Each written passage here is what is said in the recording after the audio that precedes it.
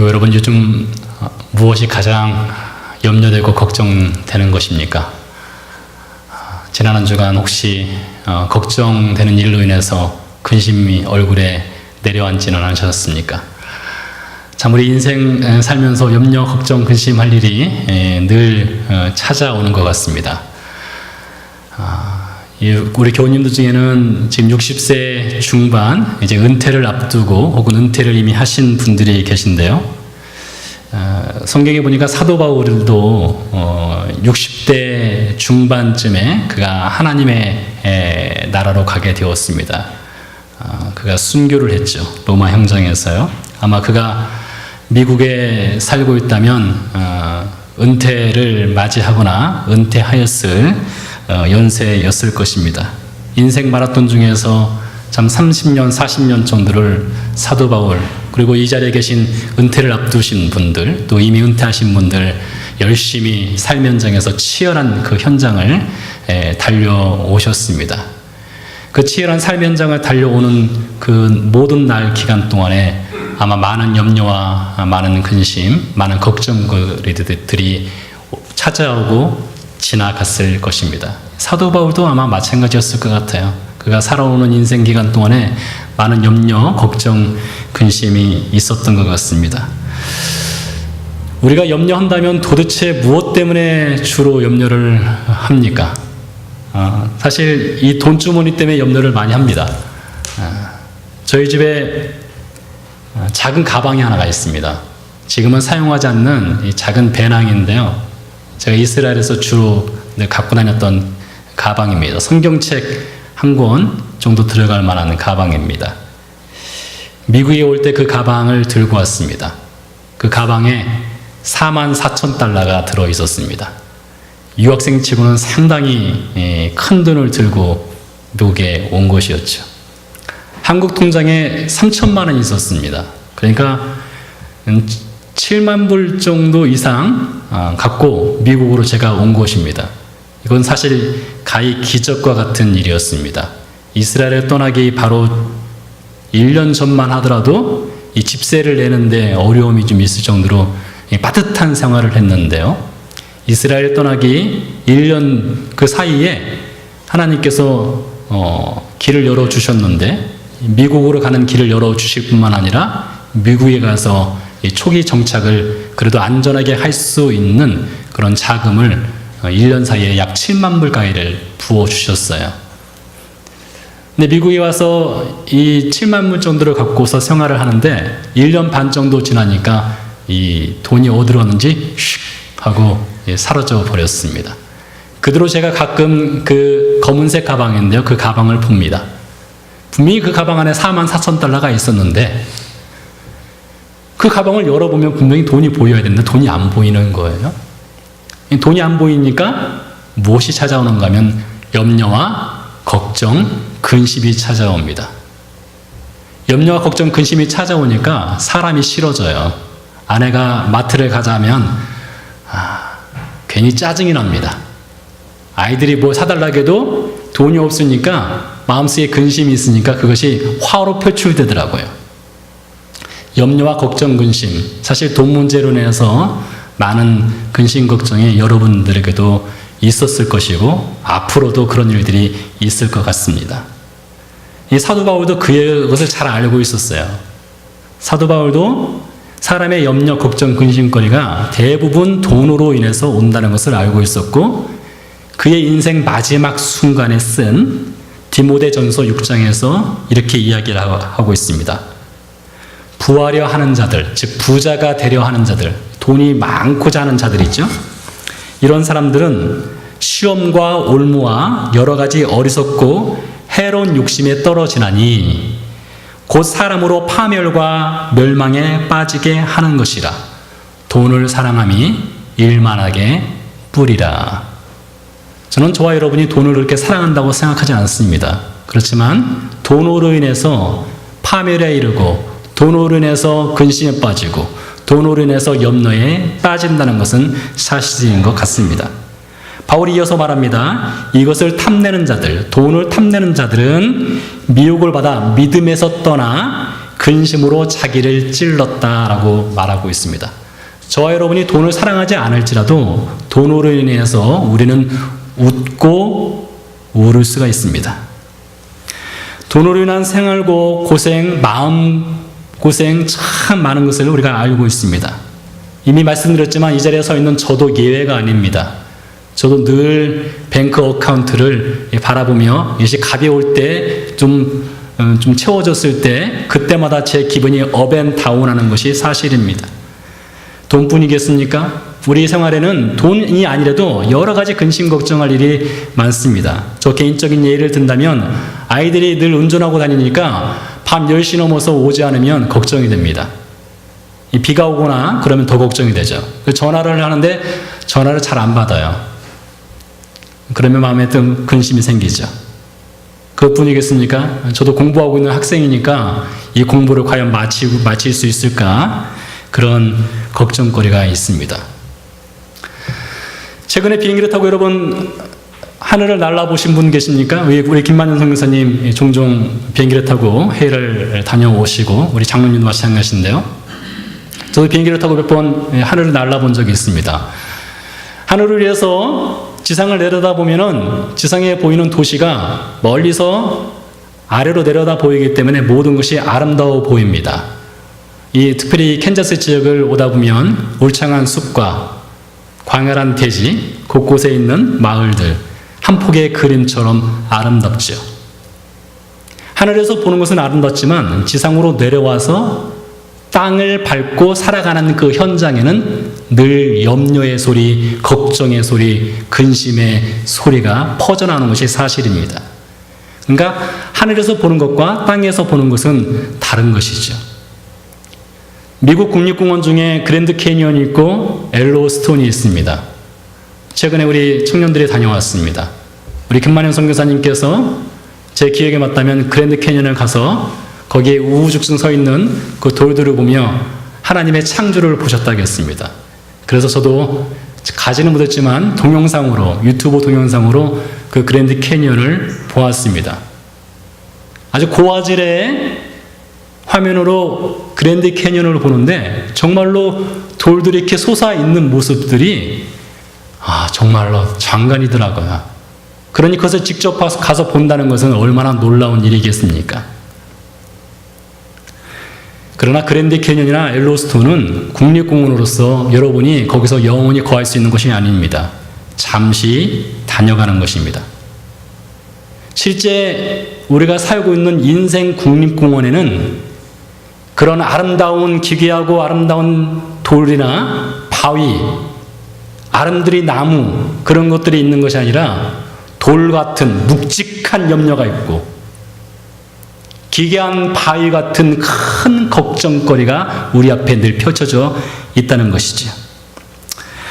오늘 본문 말씀은 이렇게 인생 국립공원에서 염려와 걱정, 근심을 하며 살아가는 우리들에게 주시는 하나님의 말씀입니다. 저는 오늘 시간 여러분들에게 이 말씀을 전하면서 여러분의 삶의 염려, 걱정, 근심을 단번에 해결할 수 있는 A, B, C 이것을 전하고자 이 자리에 서 있는 것이 아닙니다. 마태복음 6장 오늘 우리가 읽을 말씀 여러분들 이미 많이 들어보신 말씀입니다. 저도 아마 이 말씀을 10번 이상은 들었을 것입니다. 저보다 오래 신앙생활 하신 분들은 10번이 아니라 수십 번 이 말씀을 들었을 것입니다. 예수님이 주신 말씀이시죠. 여러분 이 말씀을 듣고 나서 그 후에 삶에 염려가 없는 삶을 살아오셨습니까? 걱정거리가 없는 삶을 살아오셨습니까? 이 말씀을 들을 때 아멘 그렇습니다 라고 고백했지만 교회 예배당 밖으로 나가면 여전히 염려가 있고 걱정거리가 있는 삶을 살아오셨을 것입니다. 저도 마찬가지입니다. 저도 이 말씀을 여러 번 들었지만 그리고 이 말씀을 오늘 이 시간 전하지만 저에게도 염려, 걱정, 근심이 말씀을 들어도 있습니다. 앞으로도 있을 것 같습니다. 그렇다면 제가 무엇하러 이 자리에 서서 또다시 이 마태복음 6장 염려하지 말라라는 예수님 말씀을 전하는 것일까요? 저는 오늘 시간 여러분들에게 전하고자 하는 것은 여러분의 염려, 걱정, 근심을 없애는 말씀이 아니라 염려, 걱정, 근심을 하되 건강하게 자라는 방법. 염려를 하되 건강하게 잘 염려하는 방법. 걱정을 하되 건강하게 걱정을 잘하는 방법을 성경적으로 말씀을 드리고자 이 자리에 서 있는 것입니다. 예수님이 오늘 말씀해 보니까 25절, 31절, 34절에 그러므로 라는 말씀으로 어떤 말씀의 결론을 내리는 것을 볼 수가 있습니다. 우리가 성경을 읽을 때에 그러므로 라는 단어가 등장을 하면 그 앞에 어떤 내용이 있는가를 유심하게 살펴볼 필요성이 있습니다. 이런 말 있지 않습니까? 나는 생각한다. 고로 혹은 그러므로 나는 존재한다. 갑돌이와 갑순이가 사랑한다. 그러므로 그들은 뭐 한다요? 결혼한다. 사실 뭐 노래에서는 결혼하지 못했지만요. 그런 것처럼 앞에 무엇인가 내용이 있고 그 내용에 대한 결론을 내릴 때에 그러므로 라는 말이 나오는 것이에요. 그렇기 때문에 우리가 성경을 읽을 때에 그러므로 라는 표현이 있으면 그 앞에 과연 어떤 내용이 있는지를 잘 살펴볼 필요성이 있다는 것입니다. 25절 말씀 보니까 그러므로 라는 말이 등장합니다. 31절, 34절 마찬가지죠. 그러면 그 앞에 어떤 말씀이 있는지 살펴볼 필요성이 있다는 것입니다. 24절 말씀입니다. 한 사람이 두 주인을 섬기지 못할 것이니 혹 이를 미워하고 저를 사랑하거나 혹 이를 중히 여기고 저를 경히 여김이라. 너희가 하나님과 재물을 겸하여 섬기지 못하느니라. 이 말씀에 보니까 하나님과 재물을 겸하여 섬기지 못한다. 이것을 헬라어 원문에 좀 더 가깝게 번역을 해보면 너희가 하나님과 만몬을 함께 동시에 섬기는 종이 되지 못한다라는 뜻이 되겠습니다. 하나님과 만몬이라고 하는 신을 동시에 섬기지 못한다 이것이지요. 이 만몬이라고 하는 신은 탐욕과 부유 혹은 돈의 신으로 알려져 있습니다. 존 밀턴이라는 사람이 신라권이라는 책을 썼는데요. 그 신라권 내용 중에 만몬이라는 신에 대해서 이렇게 표현하고 있습니다. 만몬은 하늘에서 떨어진 천사들 중에 가장 치사한 마귀가 바로 만몬이다. 만몬은 하나님을 섬기고 있을 때부터 항상 관심거리는 금 보석뿐이었다. 만몬은 항상 땅에 무엇가 떨어져 있지 않은가 해서 땅만 바라보며 살았던 신이 바로 만몬이다. 이렇게 존 밀턴이 표현하고 있습니다. 그러니까 예수님은 하나님의 종이 되었던지 아니면 만몬의 종이 되든지 둘 중에 하나만 섬겨야 된다라고 이렇게 말씀하시면서 그런 다음에 이어서 그러므로 라고 말씀하셨습니다. 이어서 하시는 말씀이 예수님께서 사람이 무엇 때문에 염려하는가? 먹고 마시고 입는 것. 이 세 가지 때문에 염려한다 이야기를 하고 있습니다. 여러분 사실 먹고 마시고 입는 것 이것은 하나님을 섬기는 사람이나 만몬을 섬기는 사람이나 누구에게나 생존을 위해서 반드시 필요한 것입니다. 생각해 보세요. 제가 오늘 아침에 입을 옷이 없어서 네이키드한 상태로 아무것도 걸치지 않고 이 자리에 섰다면 여러분 과연 이 자리에 저를 바라보면서 앉아 있겠습니까? 아유 부끄러워. 전 서지도 못하고 여러분 저를 쳐다보지도 못할 것입니다. 기본적으로 사람에게는 옷이 있어야 되죠. 사람은 기본적으로 먹고 살아야 됩니다. 3일 굶으면 도둑질 안 할 사람 없다고 하죠. 목사도 이해가 아닐 것 같아요.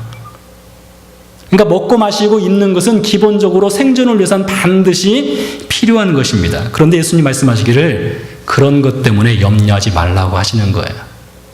사실 잘 이해가 되지 않습니다. 생존을 위해서는 먹고 마시고 입는 것이 반드시 필요한데 예수님 말씀하시기를 반복해서 그것도 염려하지 말라 이렇게 말씀하셨어요. 그러면서 한 가지 예를 드셨습니다. 공중의 새를 보고 들에 피는 꽃을 보라겠습니다.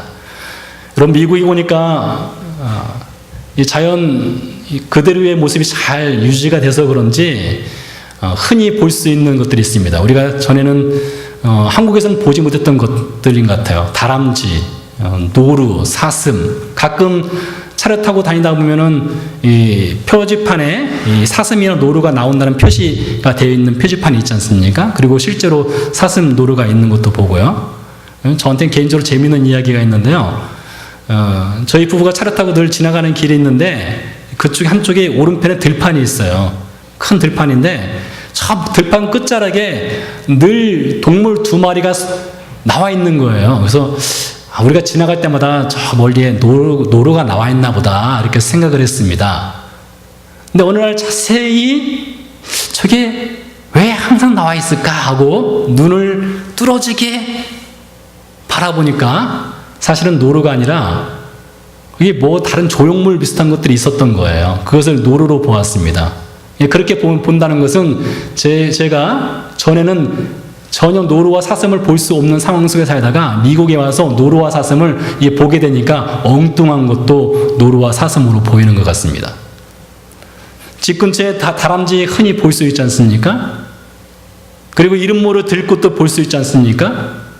그런 것들을 우리 하나님 아버지께서 먹이시고 입히시고 마시게 한다는 것이죠. 그런 거로 너희는 그들보다 다람쥐보다 들에 피는 백합화보다 들끝보다 노루와 사슴보다 너희는 더 소중하지 아니하냐. 그러므로 내가 너희를 돌봐주니 너희는 염려하지 말라. 주님께서 이렇게 말씀하신 거예요. 근데 여러분 사실 감흥이 옵니까? 주님께서 그렇게 말씀하셨지만 사실 우리 현장 속에는 늘 이 염려가 우리 가슴 속에 늘 있기 때문에 그것이 현실감 있게 다가오지 않을 수가 있다는 것이죠. 여기 좋은 애가 있습니다.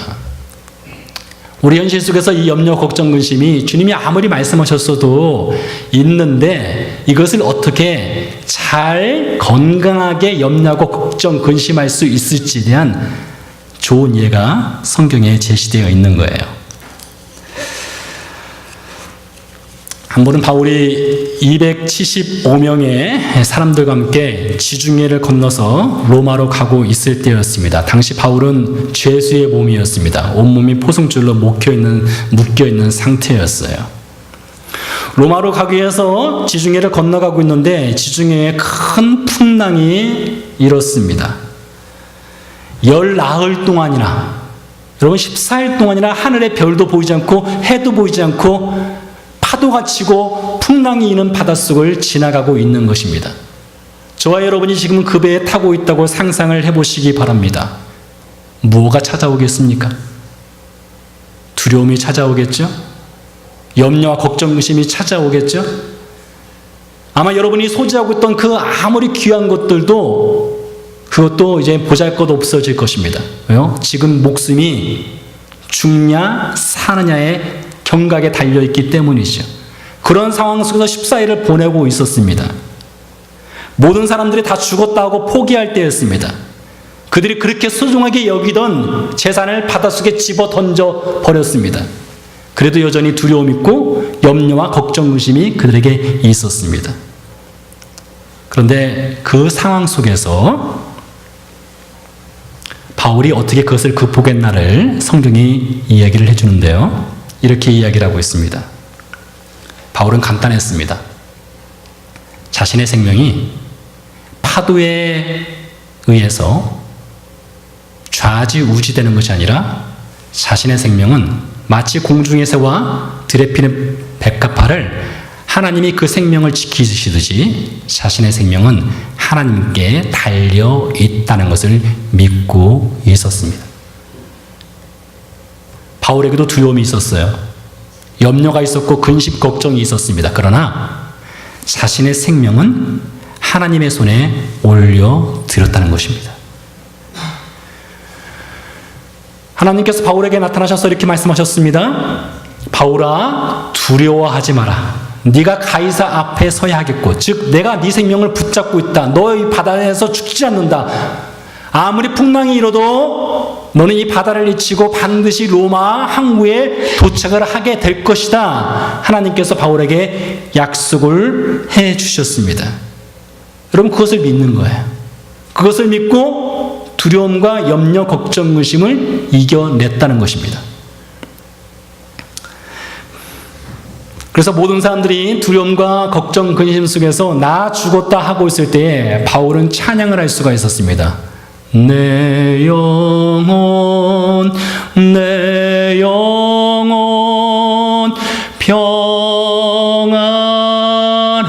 평안해. 이 찬양을 바울이 부를 수 있었던 거예요. 왜요? 공중의 새와 들에 피는 백합화와 같이 자신의 생명을 좌지우지하시는 분은 하나님이신 것을 끝까지 붙잡고 있었기 때문입니다. 오늘 예수님이 21절에서 이렇게 말씀하셨습니다. 너희 중에 누가 염려함으로 그 키를 한 자라도 더 할 수 있느냐.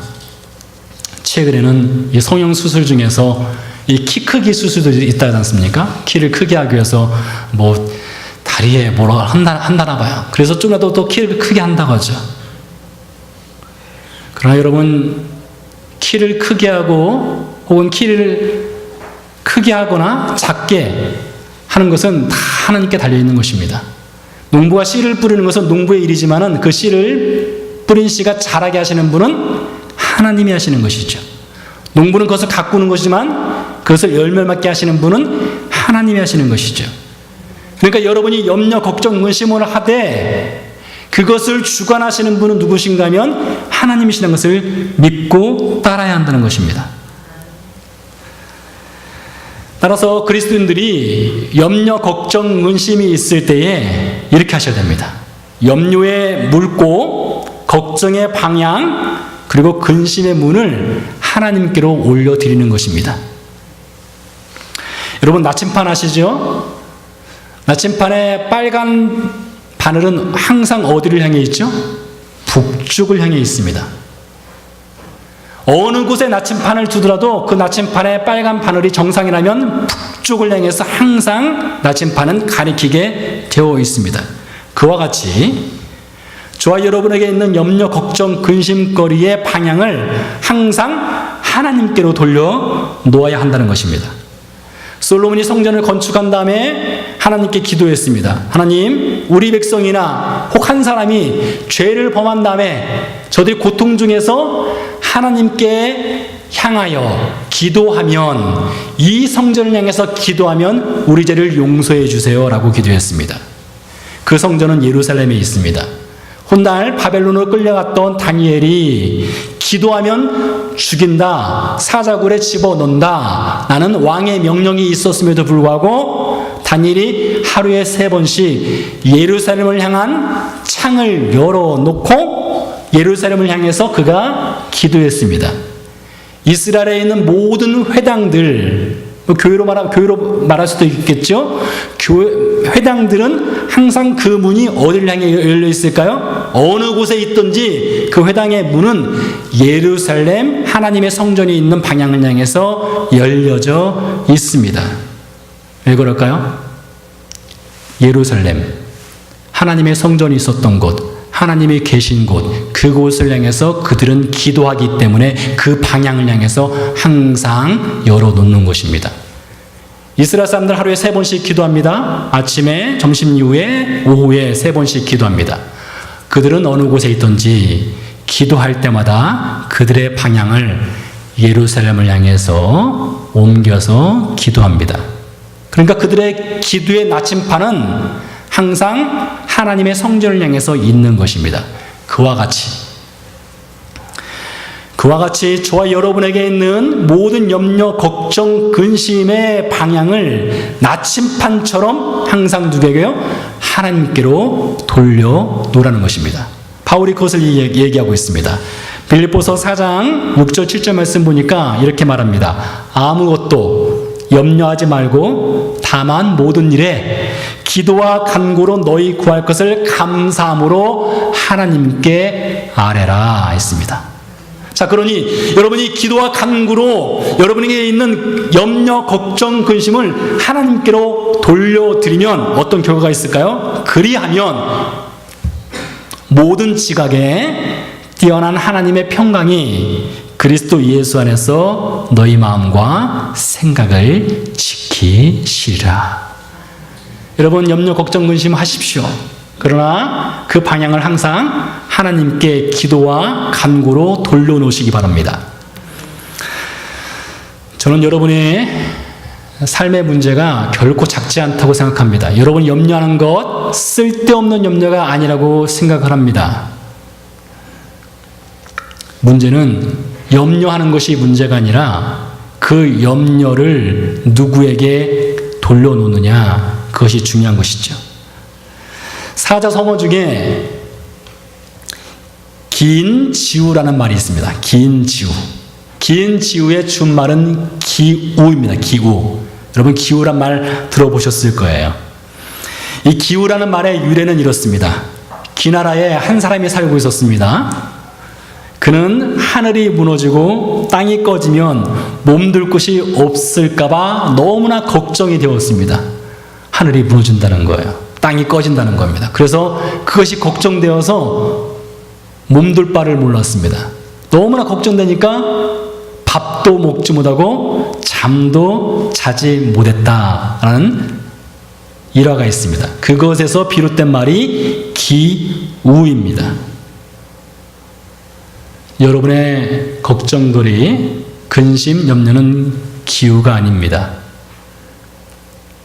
다만 여러분들이 그것을 하나님께로 올려드리지 않으면 그것은 기우가 되는 것이에요. 여러분 기억하시기 바랍니다. 염려, 걱정, 근심이 있다면 나침판처럼 항상 하나님께로 기도하시겠습니다.